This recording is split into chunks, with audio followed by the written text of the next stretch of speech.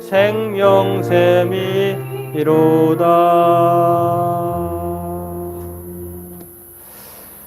네, 오늘 우리 함께 나눌 말씀은 요한복음, 계속해서 수요 예배 말씀은 요한복음인데요. 14장 15절로 31절까지입니다. 신약성경 제가 가진 책으로 172쪽에 있습니다. 우리 같이 읽고 말씀을 보도록 하겠습니다. 함께 읽겠습니다. 너희가 나를 사랑하면 나의 계명을 지키리라. 내가 아버지께 구하겠으니 그가 또 다른 보혜사를 너희에게 주사 영원토록 너희와 함께 있게 하리니 그는 진리의 영이라. 세상은 능히 그를 받지 못하나니 이는 그를 보지도 못하고 알지도 못함이라. 그러나 너희는 그를 아나니 그는 너희와 함께 거하심이요 또 너희 속에 계시겠음이라. 내가 너희를 고아와 같이 버려두지 아니하고 너희에게로 오리라. 조금 있으면 세상은 다시 나를 보지 못할 것이로되 너희는 나를 보리니 이는 내가 살아있고 너희도 살아있겠습니다. 그날에는 내가 아버지 안에 너희가 내 안에 내가 너희 안에 있는 것을 너희가 알리라. 나의 계명을 지키는 자라야 나를 사랑하는 자니 나를 사랑하는 자는 내 아버지께 사랑을 받을 것이요 나도 그를 사랑하여 그에게 나를 나타내리라. 가로지다닌 유다가 이르되 주여 어찌하여 우리에게는 나타내시고 세상에는 아니하려 하시나이까. 예수께서 대답하시 이르시되 사람이 나를 사랑하면 내 말을 지키리니 내 아버지께서 그를 사랑하실 것이요 우리가 그에게 가서 거처를 그와 함께 하리라. 나를 사랑하지 아니하는 자는 내 말을 지키지 아니하나니 너희가 듣는 말은 내 말이 아니요 나를 보내신 아버지의 말씀이니라. 내가 아버지 아직 너희와 함께 있어서 이 말을 너희에게 하였거니와 보혜사 곧 아버지께서 내 이름으로 보내실 성령 그가 너희에게 모든 것을 가르치고 내가 너희에게 말한 모든 것을 생각나게 하리라. 평안을 너희에게 끼치노니 곧 나의 평안을 너희에게 주노라. 내가 너희에게 주는 것은 세상이 주는 것과 같이 아니하니라. 너희는 마음에 근심도 하지도 말고 두려워하지도 말라. 내가 갔다가 너희에게로 온다 하는 말을 너희가 들었나니 나를 사랑하였더라면 내가 아버지께로 감을 기뻐하였으리라. 아버지는 나보다 크심이라. 이제 일이 일어나기 전에 너희에게 말한 것은 일이 일어날 때에 너희로 믿게 하려 함이라. 이후에는 내가 너희와 말을 많이 하지 아니하리니 이 세상에 임금이 오겠음이라. 그러나 그는 내게 관계할 것이 없으니 오직 내가 아버지를 사랑하는 것과 아버지께서 명하신 대로 행하는 것을 세상이 알게 하려 함이로라. 일어나라 여기를 떠나자 하시니라. 아멘. 네, 오늘은 이 예수님의 지난 시간에 이어서 고별 강화인데요. 예수님이 오늘도 뭐 방금 30절인가요? 이 말씀에 보면은 이 일 후에 뭐 이후에는 뭐 세상 임금 오겠고 뭐 그렇게 말씀을 하고 있는데요. 이제 일이 일어나기 전에 뭐 일이 일어날 때 이 일이라고 하는 거 여기서 일어날 일 이제 일어날 때 뭐 이 말은 예수님이 곧 떠나신다는 얘기인데 십자가에 못 박혀 죽으시고 부활하시고 승천하신다고 하는 것입니다. 이제 인간의 몸으로 예수님의 사역은 다 종료되고 이제 원래 있던 아버지 보좌 우편으로 올라가시는데 이제 그런 상황을 염두에 두시고 예수님께서 총력을 다하여서 예수님께서 이별 전에 제자들에게 교훈을 가르쳐 주시는 내용인데 그래서 고별사 또는 고별 강화라고 합니다.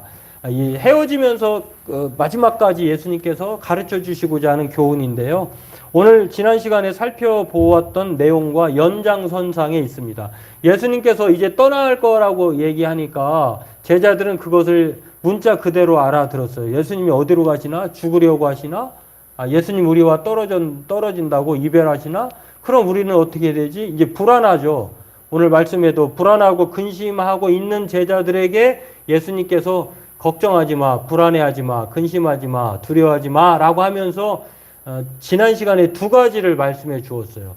걱정하지 않고 두려워하지 않을 두 가지 든든한 근거. 그것은 무엇이냐면 하나는 뭐 꼭 그렇게만 해석을 하면 안 되겠습니다만 그래도 대부분 그렇게 알고 있는데 미래에 있는 그 하늘나라, 천국을 바라보면 천국이 있기 때문에 우리가 거할 곳이 바로 지금은 우리의 육신의 장막이 있잖아요. 우리가 살고 있는 집, 이건 뭐 무너질 것입니다. 또 우리의 장막이라고 하는 것은 우리의 몸을 또 말할 수 있는데 누구나 수명이 다 정해져 있잖아요. 하나님께서 약속하신, 계획하신. 그런데 걱정할 필요 없다고 하는 게 이 육신의 장막이든 우리가 살고 있는 이 집이든 이건 무너질 수밖에 없어요. 그러나 이것을 무너진다 할지라도 우리의 영원한 집, 거할 곳이 우리에게 있다는 것입니다.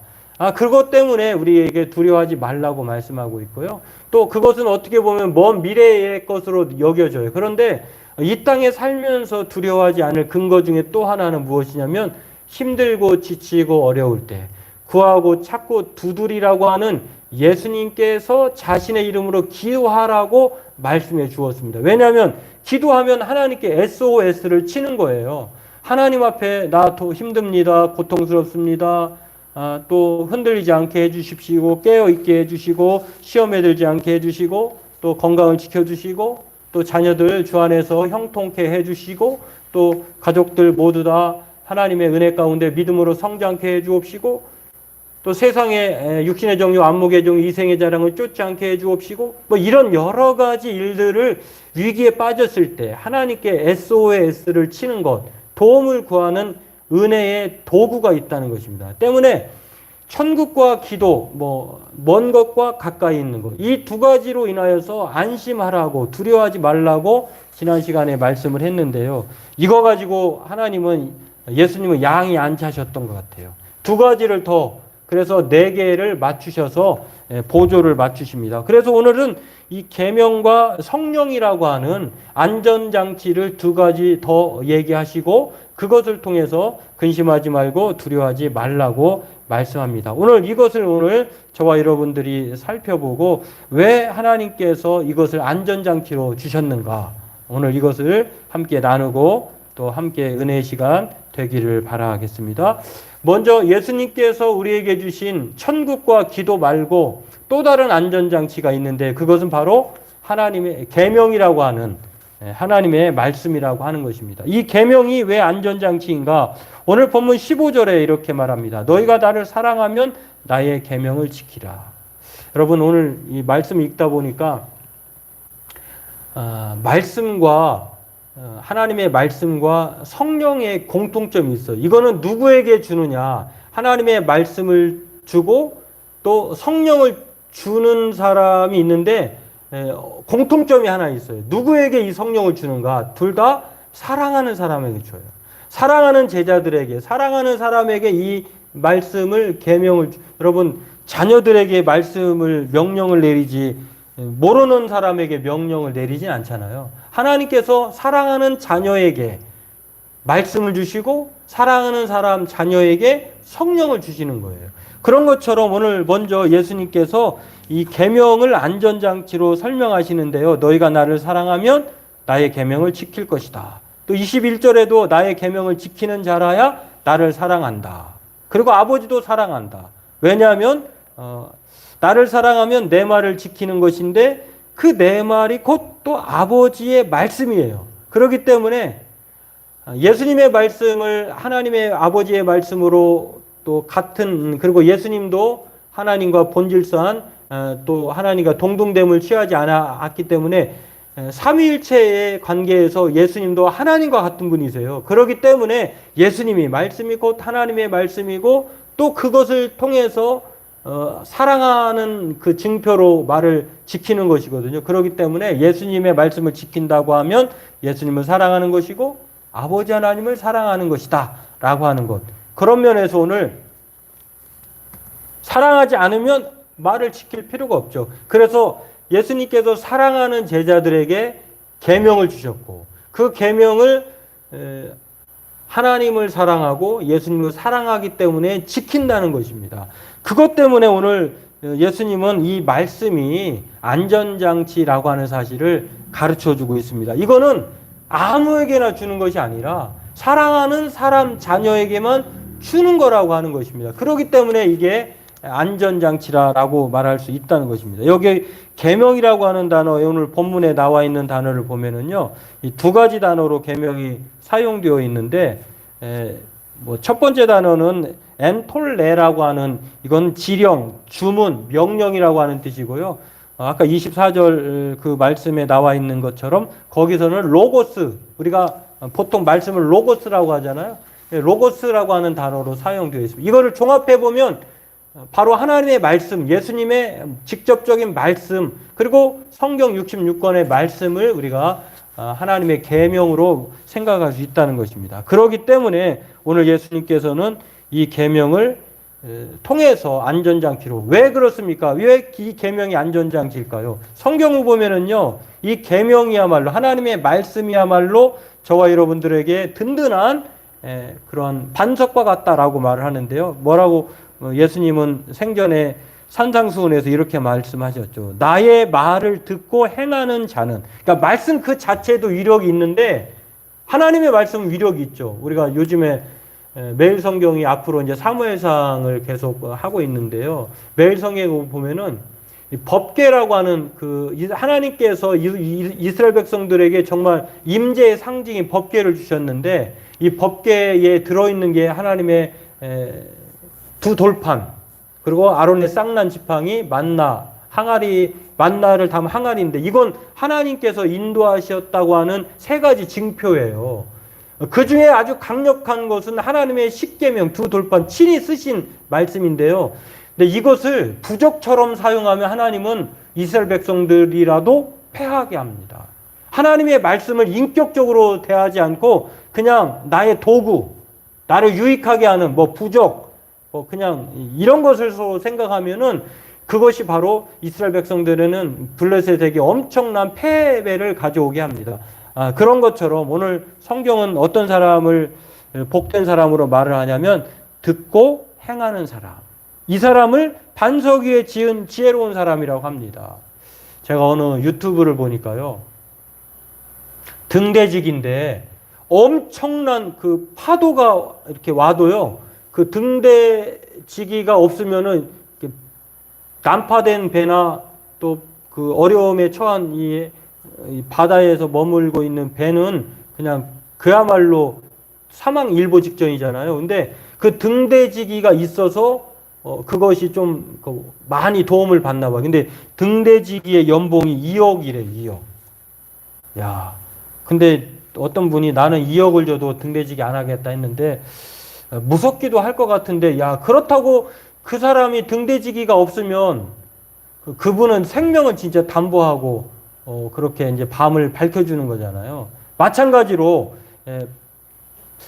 그래서 이제 제가 딱 보니까 저 등대가 안전할까? 바다 위에 세워졌는데 파도는 그냥 이렇게 그 등대에 부딪혀서 그 뭐 이렇게 기둥처럼 생긴 거니까 갈라지잖아요. 근데 그래도 그렇지 좀, 근데요 그 사람의 표정을 보면은요, 주머니에 손을 넣고 아주 편안하게 있어요. 무엇이 그 사람을 그렇게 편안하게 마음먹게 하고 있을까? 바로 그 등대가 안전하다고 하는 그 사실 때문에 그는 그런 마음을, 그 표정을 지으리라고 생각하는데, 마찬가지로 하나님의 말씀을 듣고 행하는 사람이 이렇다는 거예요. 반석 위에 지은 지혜로운 사람이다. 그래서 이 사람은 비가 내리고 창수가 나고 바람이 불어 그 집에 부딪혀도 무너지지 않는다. 말씀을 붙들고 행하는 사람은 삶이 바로 반석 위에 지은 사람과 같아서 무너지지 않는다는 것입니다. 그래서 오늘 저와 여러분에게 하나님의 말씀이야말로 우리가 이 세상을 살아가는데 든든한 안전장치이다라고 하는 것입니다. 그러나 어리석은 사람은 모래 위에 지은 사람 같아서 이거 뭐 비가 내리고 바람이 불면 뭐 모래 위에 집은 집은 그냥 쑥 가라앉아버리고 흔적도 없이 사라지잖아요.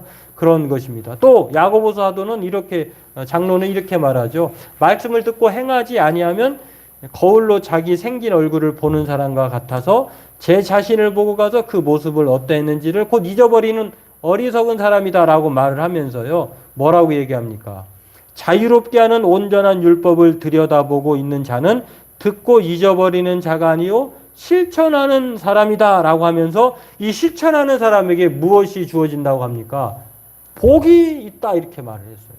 그러니까 말씀을 듣고 행하는 사람, 이 사람이야말로 하나님께서 반석 위에 지은 정말 지혜로운 사람일 뿐만 아니라 어떤 상황에서도 무너지지 않고 오늘 야고보 장로 같은 경우는 복을 받는다 이렇게 말씀했습니다. 그러므로 이 안전장치로 예수님께서 계명을 말씀하신 것은 확실한 이유가 있다라고 하는 것 생각하면서 저와 여러분들도 날마다 이 하나님의 안전장치인 말씀으로 사는 그런 복된 인생 그리고 흔들리지 않는 지혜로운 삶을 그렇게 살아가는 말씀을 듣고 행하는 그런 믿음의 사람 되기를 주의 이름으로 축원합니다. 그러니까 총 네 번째의 안전장치. 오늘 본문에서는 두 번째인데요. 첫 번째는 말씀이 안전장치이고 우리의 인생의 내비게이션이 말씀이죠. 또 하나는 오늘 우리에게 말씀하고 있는 것은요. 보혜사라고 하는 성령님입니다. 여러분 말씀은 곧 예수님이시잖아요. 말씀이 육신이 되어 우리 가운데 거하셨는데 어떻게 보면 이 말씀이 하나님의 말씀이고 예수님의 말씀인데 이 성령님 또한 우리에게 강력한 완전한 안전의 도움이라고 하는 것입니다. 성경은 천국과 기도 그리고 계명에 이어서 더 하나님의 안전의 그런 인격체로 다른 보혜사라고 성령을 말씀해 주고 있습니다. 또 다른 보혜사다라고 이렇게 말을 했는데요. 오늘 본문 16절에 그렇게 말씀을 합니다. 또 다른 보혜사를 오늘 우리에게 주실 것이다. 또 다른 보혜사를 너희에게 주사. 이 또 다른 보혜사가 그러면 또 다른 보혜사니까 보혜사가 하나? 이 보혜사 말고 또 있다는 거잖아요. 여기서 첫 번째 보혜사가 예수님이고 또 다른 보혜사는 성령님이세요. 그렇기 때문에 이 또 다른 보혜사는 이 언어적 측면으로 우리가 살펴볼 이유가 있는데요. 이 보혜사를 이 언어적인 단어의 뜻으로 보면은 이렇게 추려보면은 네 가지 정도로 이렇게 나타나요. 보혜사가 파라클레토스라고 하는 헬라어인데 이 성령님을 말하는데 이 보혜사는 변호자, 또 변호사, 중재자, 위로자, 권고자라고 하는 뜻을 가졌습니다. 이 보혜사가 우리에게 오는 유익함이 이 단어만 봐도 있어요. 말씀은 우리 가운데 살아 역사에서 우리를 인생의 내비게이션으로 우리를 날마다 인도해 주시지만 이 성령님은 우리와 내주하셔서 밀착하셔서 예수님은 떠나시고 떠나신 이후에 예수님이 이 성령이 하나님의 영이신 성령을 우리 심령에 오게 하셔서 이제는 육신의 눈으로 보지 않고 우리 안에 거주하시면서 우리를 인도하시고 뭐 다음에 나오겠습니다만 죄에 대해서 의에 대해서 심판에 대해서 우리를 깨닫게 하시고 알게 하시고 또 우리가 성령이 아니고서는 예수님을 주라고 시인할 수 없어요. 또 성령님이 아니고서는 우리가 예수님을 믿음의 주요 온전케 하신 예수를 고백할 수 없어요. 또 성령이 아니고서는 우리가 깨달을 수도 없고 또 성령의 능력이 아니고서는 우리가 은혜 가운데 살아갈 수 없다는 것입니다. 그렇기 때문에 더 강력하고 더 은혜로우신 성령님을 안전장치로 하나님이 예수님께서 이 네 번째로 말씀하고 있습니다. 오늘 이것을 보혜사 성령님이라고 말씀하고 있는데요. 이 또 다른 보혜사라고 하는 것은 바로 이렇게 성령님이야말로 예수님과 마찬가지로 돕는 자다, 헬퍼다라고 하는 사실을 우리가 기억할 수가 있습니다. 이 돕는 자가 계시면 두려움, 근심, 걱정 없다고 오늘 본문에도 그렇게 말씀하고 있는데요. 예수님, 이 성령님 오셔서 우리에게 하시는 역할이 있습니다. 그 역할이 무엇입니까? 바로 오셔서 우리에게 어떤 것을 행하시냐면 바로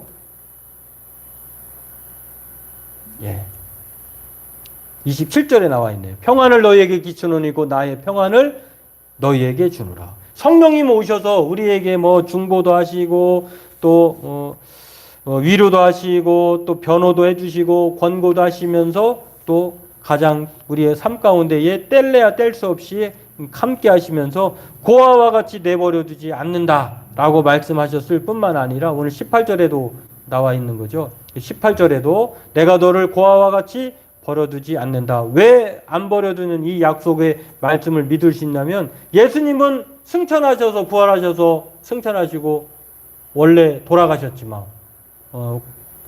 원래 있던 자리로, 그러나 성령님이 우리와 함께 계시기 때문에 고아가 아닌 거예요. 우리 안에서 거주하시면서 늘 동행하고 계시다고 하는 것. 그리고 오늘 본문에 말씀하고 있는 것처럼 오셔서 날마다 어떤 일을 당하고 힘들고 지치고 어려우고 불안하다 하더라도 성령께서 우리의 마음을 주장하신다고 하는 것입니다. 평안을 끼치기 위해서 성령님이 오셨다라고 하는 것입니다. 오늘 저와 여러분들이 이러한 사실을 기억하고 저와 여러분들이 사방으로 우겨싸움을 당해도, 그리고 여러 가지 환난을 당하고 곤경에 빠지더라도 저와 여러분들이 또는 답답한 일을 당하고 절망에 빠뜨려지고 박해를 받고 버림받고 거꾸로짐을 당하여도 낙심하지 않을 이유가 여기에 있습니다. 하나님의 말씀이 계시고 성령이 우리의 내주하셔서 우리에게 평안을 계속해서 공급해 주시고 끼치신다고 하는 것입니다. 오늘 이러한 놀라운 하나님의 은혜를 기억하고 저와 여러분들에게 두려움과 근심을 사라지게 하는 이 네 가지 소망, 천국과 기도와 또 말씀과 성령을 통해서 날마다 이 세상 그 네 가지 안전의 도구를, 안전의 은혜를, 선물을 기억하고 믿음으로 살아가면서 날마다 하늘의 소망을 가지고 기도하며 말씀도 붙들고 성령님의 도우심으로 사는 복된 저와 여러분들에게 주의 이름을 축원합니다. 기도하겠습니다. 하나님, 오늘도 우리에게